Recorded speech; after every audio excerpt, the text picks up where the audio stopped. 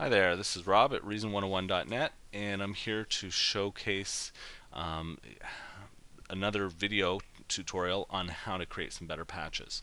And I got this idea when I was kind of perusing the different patches that are in the factory sound bank, and I thought, here's an interesting way that you can actually sharpen your sound design capabilities by taking existing patches that are in the factory sound bank and recreating them with different synths.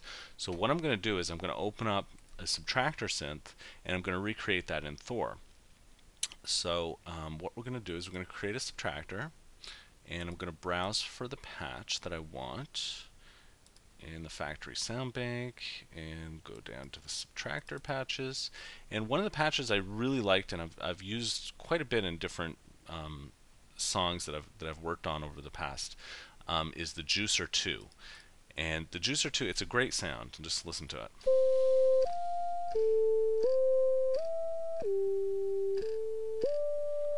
So what I thought would be interesting is to actually recreate this in Thor.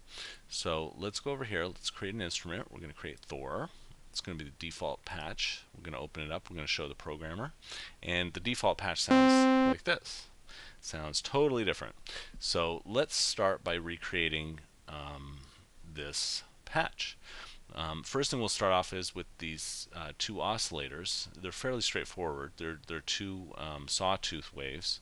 So you've already got the first analog oscillator set to a sawtooth. So let's create another one, which is also set to sawtooth, and we'll have both of them going through this filter because that's what's going on. You have filter 1 that's affecting both of these oscillators. So, okay. Now, you'll notice on here they're set to octave, the 5th octave.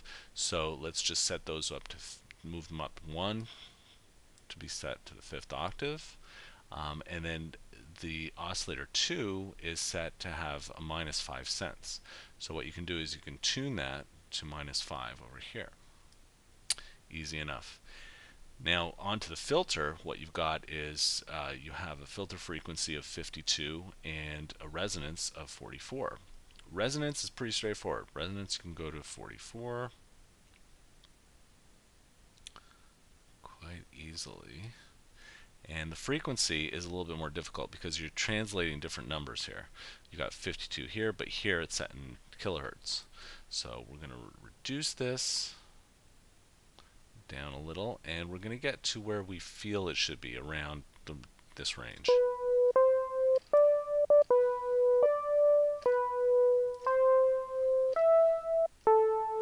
Okay, so we're getting close. Now there's no filter 2 being worked on, so you don't need a second filter here. It is an LP24, and the keyboard tracking is up to 91. So what you want to do is we want to basically have it set to a low pass filter, which is what it's set to here. We're going to use 24 type 2, and we're going to set the keyboard up to around 90 or 91 to be precise. I had it. Okay, there. So the keyboard tracking is set to 91. The other thing is, as far as the envelope and the velocity, you're going to have to look in the velocity section down here in the lower right corner of the subtractor, and you'll notice that the filter envelope is set to an amount of 6.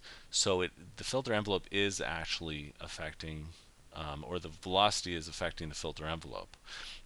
What I'm going to do is I'm just going to leave these where they are for now because I kind of like the way this is working.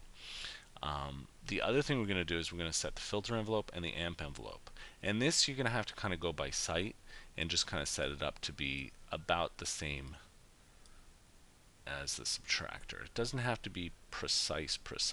I mean, you can fiddle with it if you want, but just get it to around the same settings that you see over here on your subtractor. This could be up a little. And same thing with the amp envelope. We're going to increase the attack, increase the decay pretty high up, keep the sustain probably where it is, and the release can go up just a little bit. So now let's listen to the patch.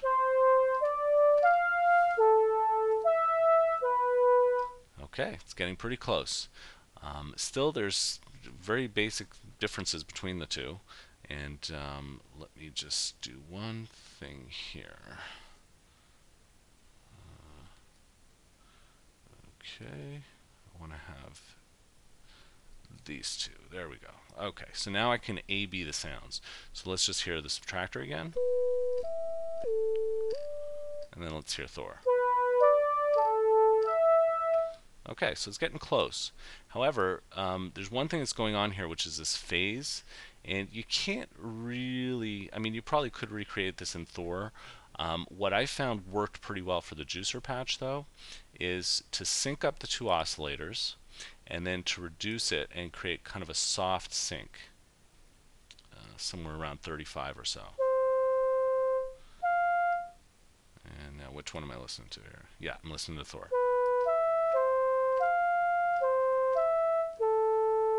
Okay, so that sounds pretty good. I probably want to reduce the gain just a little bit.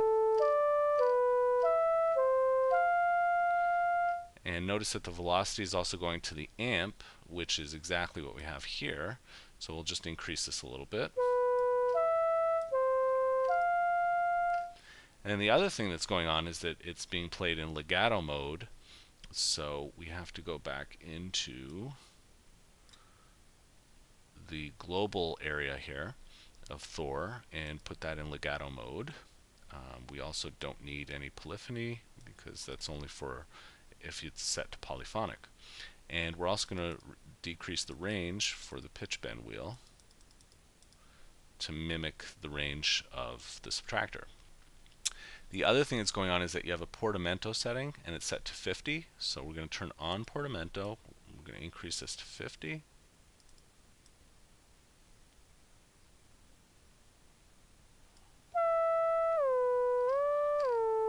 And now that's really starting to sound very close.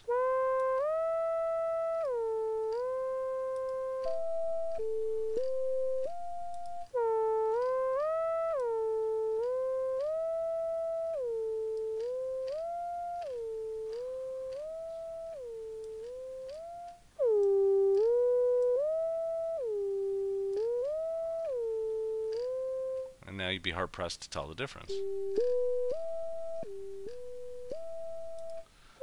Maybe the attack is a little too light.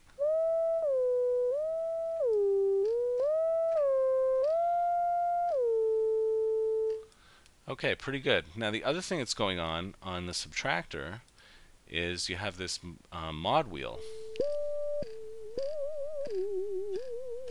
And that's affecting the pitch of both oscillators because you've got basically what's happening is when the mod wheel goes up, the LFO amount is increased to about 22, which is affecting both oscillator 1 and 2. So it's raising this LFO amount.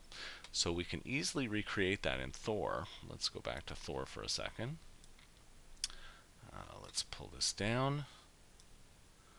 Okay, so in Thor, what we're going to do is we're going to create a source, and we're going to have the source be LFO2, and we're going to increase it by about 30 or so, probably even a little more, probably about 35.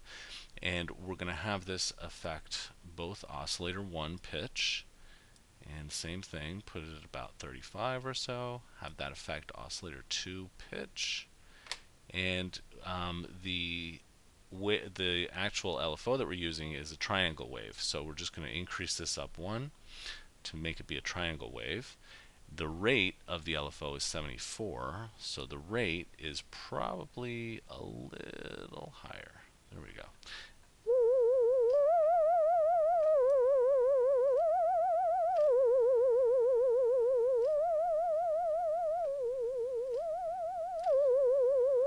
And we can again A-B it and kind of figure out where it's at.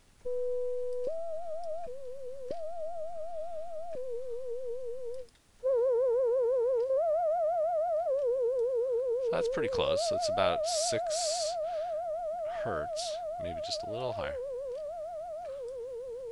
So that's about right. That's close. So, okay, and now what we want to do is we want to have the LFO effect have the mod wheel affecting the LFO too. So now the LFO is going to be in play. When it's not on, you're just going to hear the straight on patch. When it is on,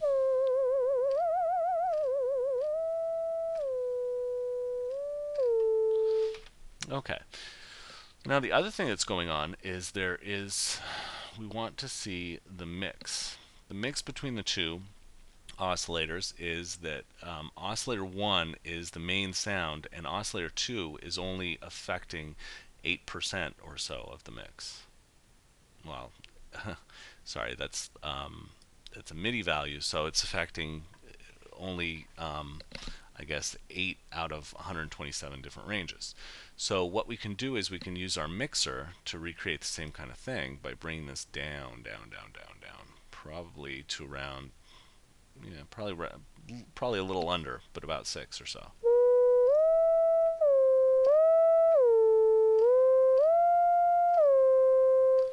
Okay, so that's where the mix starts, and then what you can do is you've got an increase on the mix that's being set by velocity. So what you can do is go into your MIDI key velocity and have this affect the mix between the two. So this would go into your mixer and oscillator 1, 2 balance. So it's going to raise it up a little bit.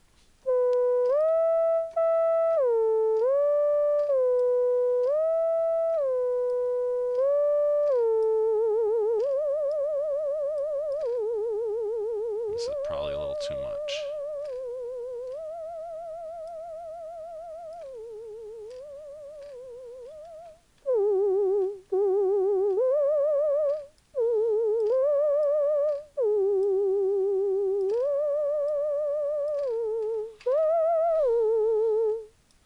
Okay.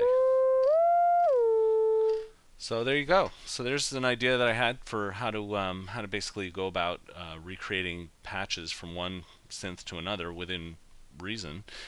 The other advantage to doing this in Thor, of course, is that you can set up these rotaries, and you can also set up the buttons to play around with different aspects of the patch. So you can kind of go a little bit beyond what you can do inside the subtractor, and kind of add some different assignments. You also have the pattern section down here that you can create a pattern for the actual juicer patch, and maybe, you know, make it truly your own. So I hope you've enjoyed this tutorial. Again, I'm Rob, and come visit me at reason101.net. Thanks for watching.